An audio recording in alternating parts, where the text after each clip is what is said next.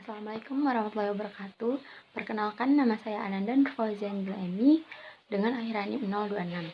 Di sini saya akan menjelaskan isi rangkuman dari bab 3, yaitu Aqidah Aswaja An-Nahdiyah.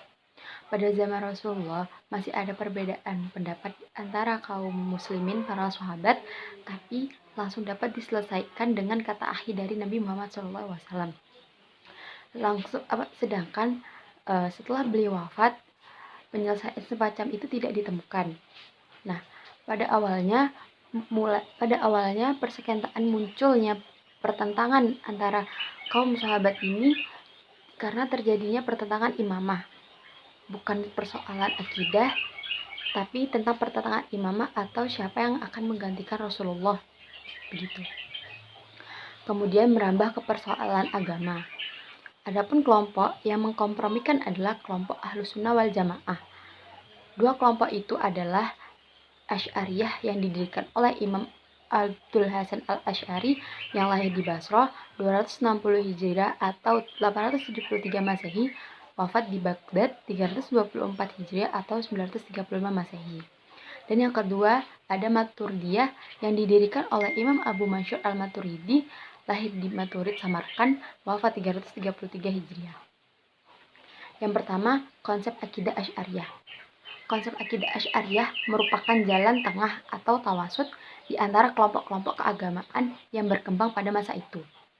Jadi, kelompok akidah Asy'ariyah ini menjadi jalan tengah atau tawasud di antara kelompok-kelompok yang lainnya, yaitu kelompok Jabariyah dan Qadariyah yang dikembangkan oleh Mu'tazilah. Nah, kelompok Jabariyah ini berpendapat bahwa perbuatan manusia itu diciptakan oleh Allah dan manusia tidak memiliki peranan apapun. Jadi, menurut Jabariyah, perbuatan manusia itu diciptakan oleh Allah dan manusia itu tidak memiliki peranan apapun.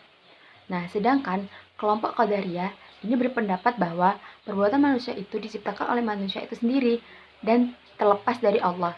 Jadi, dua pendapat ini sangat bertolak gitu. Jabariyah itu kekuasaan Allah mutlak, Qadariyah kekuasaan Allah terbatas.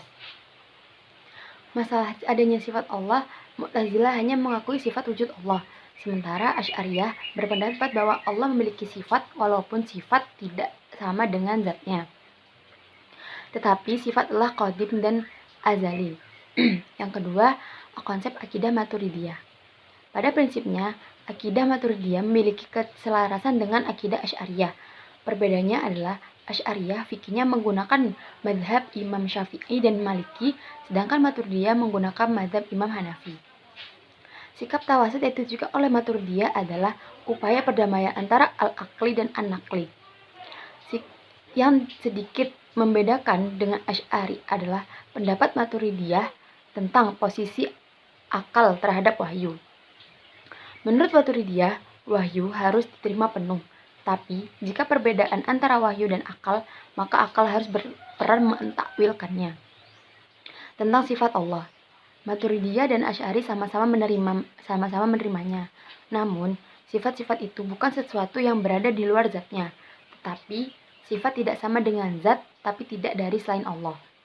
Misalnya, Tuhan Maha mengetahui bukanlah dengan zatnya, tetapi dengan pengetahuan ilmunya, atau ya'lamu bi'ilmihi. Yang ketiga, spirit ajaran Asy'ariyah dan Maturidiyah.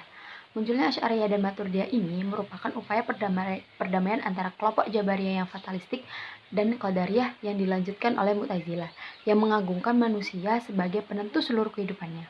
Sikap minoritisme keduanya merupakan ciri utama kaum Ahlussunnah wal Jamaah dalam berakidah.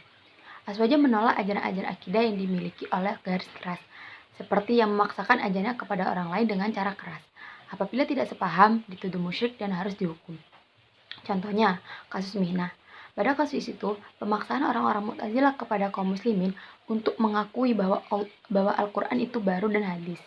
Karena itu, apabila terdapat kelompok garis keras seperti FPI yang suka menyelesaikan permasalahan dengan kekerasan publik, dengan kemungkaran publik, dengan kekerasan dan pemaksaan bahwa dengan pengerusakan itu bukanlah tabiat dari kaum Aswaja An-Nahdiyah.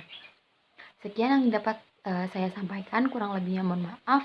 Wassalamualaikum warahmatullahi wabarakatuh.